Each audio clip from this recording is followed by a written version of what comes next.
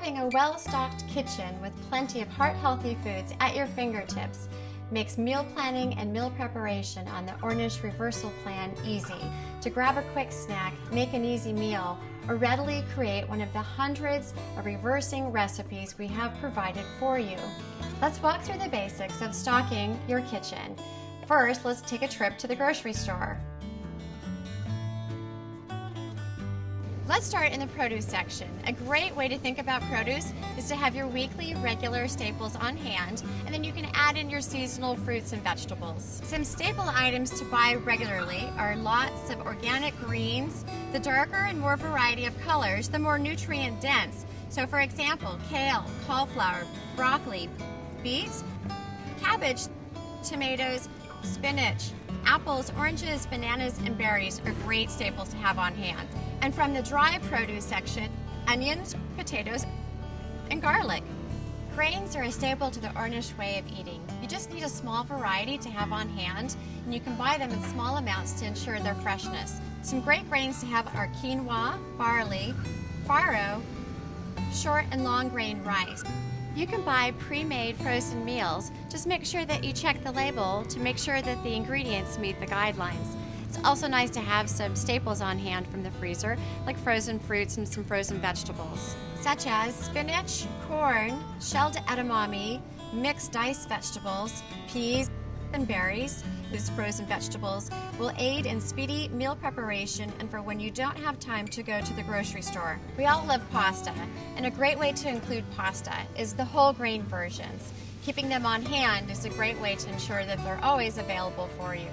We like to think of refined white pastas as an occasional treat, but keeping other ones on hand, such as brown rice pasta, whole wheat pasta, gluten-free pastas, soba noodles. You can also include bottled tomato sauces, canned tomato sauces, marinara sauces that are non-fat or low-fat as long as the ingredients meet the guidelines. Think of tofu as a cheese made from the milk of the soybean rather than from an animal product. Tofu lends itself to a lot of different wonderful flavors. It's very savory, delicious, and has a wonderful flavor profile. It's very satisfying. Some go-to tofu items include silken tofu for sauces, desserts, thickening, and dressings. You can also include tempeh or firm tofu that's already been baked or smoked, or you can bake or smoke yourself to include as your main protein. While the Ornish program is vegetarian, you can include a variety of non-fat dairy products such as non-fat cottage cheese, non-fat sour cream, non-fat milk, non-fat cream cheese, and non-fat yogurt. Always get the plain yogurt so as to limit the added sugar. You can always add your own fruit later. Beans are a critical source of protein for vegetarians. Beans are delicious, nutritious, savory, and are now more readily available than ever in lots of different varieties. A few key beans to have on hand are dried or canned garbanzo beans, black beans, white beans, split peas, lentils. Having vegetable stocks to make soups and stews and gravies and for braising and for poaching enhances the richness of these dishes. Most packaged versions have too much sodium.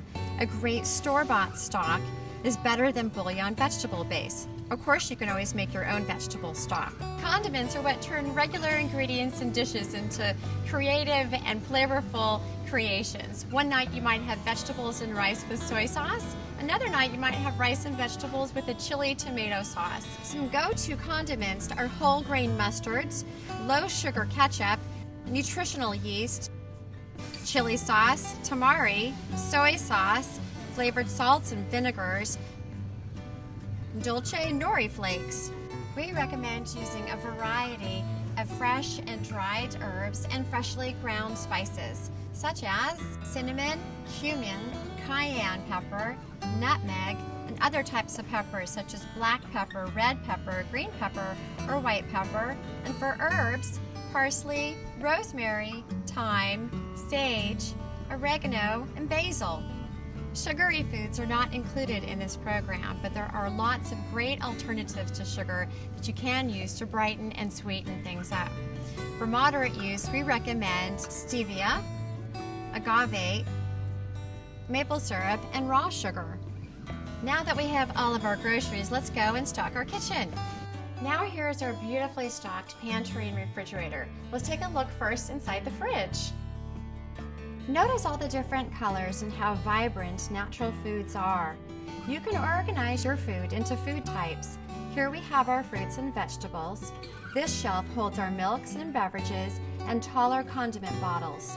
We can keep our proteins, such as tofu and tempeh, together. Here we can have the egg whites where the eggs are normally stored.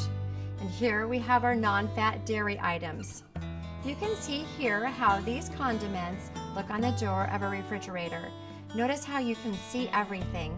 There is space between the items. Nothing is getting squished or lost to expire.